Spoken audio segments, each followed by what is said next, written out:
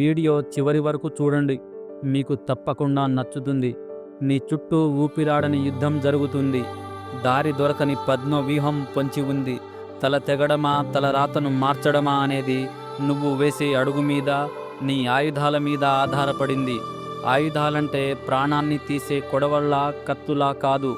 ఆయుధాలు అంటే ప్రాణాన్ని పోసేవి కావాలి, నీలో ధైర్యాన్ని నింపేవి కావాలి.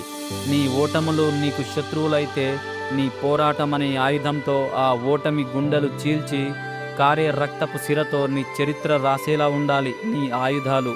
బాధకు లొంగని గుణం, ఆనందానికి పొంగని తత్వం నీలో నీకుండాల్సిన ఆయుధాలు. విశ్రమించకుండా వీరోచితమైన పోరాటాలు చెయ్యాలంటే, యుద్ధాలు గెలవాలంటే ఆయుధాలు అనుకూలంగా ఉండాలి. ఆయుధాలు లేకుండా యుద్ధ రంగంలో పోరాడేదెలా, గెలిచేదెలా? యుద్ధానికి ముందు ఆయుధాలు సమకూర్చుకో. యుద్ధానిదేముందిలే, నువ్వు కాదన్నా అది నువ్వే కావాలంటూ నిన్ను యుద్ధరంగంలోకి లాక్కుంటుంది.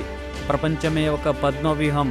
అందులోంచి బయటకు రావాలంటే నీ మీద బురద చల్లుదామని, నీ పరువుని ప్రపంచానికి తూకం వేసి అమ్ముదామని ఎదురు చూస్తున్న రాక్షసులను జయించుకుంటూ, నిన్ను నువ్వు రక్షించుకుంటూ ప్రతి ఘట్టాన్ని దాటాలి. శారీరక బలమొక్కటే కాదు, బుద్ధి బలంతో, గుండె బలంతో దాటాలి. పద్మవ్యూహం అంటే ఇంకేదో కాదు. నువ్వు పట్టుకున్న ఫోన్ కావచ్చు, నీతో పాటు ఉన్న ఫ్రెండ్స్ కావచ్చు, నిన్నుగా మనిషిలా బ్రతకనివ్వని నీ బద్ధకం కావచ్చు.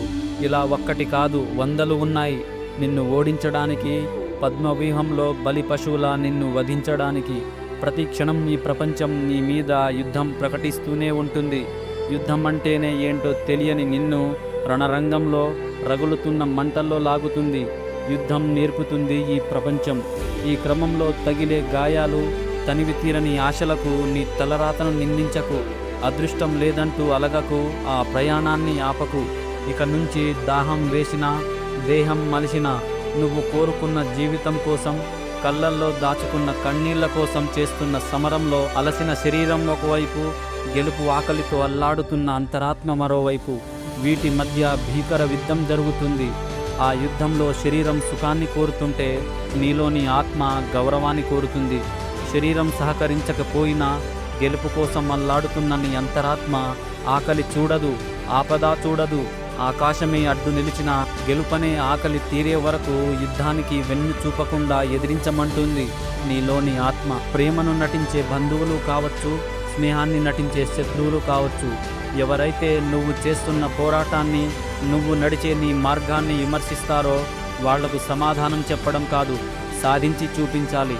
నీ గొంతు పుట్టించే కూత కాదు, నీ గెలుపు పుట్టించే విస్ఫోటనం వినబడాలి నీ శత్రువులకు. నీ మీద ఏడ్చే వాళ్లకు నీ విజయపు వార్త వింటే నిద్ర కరువయ్యేలా పోరాడు. నువ్వు చెడిపోతే చూద్దామని ఎదురు చూస్తున్న కళ్ళు నువ్వు సాధించిన ఘనతలు చూసి కుళ్ళుకునేలా పోరాడు.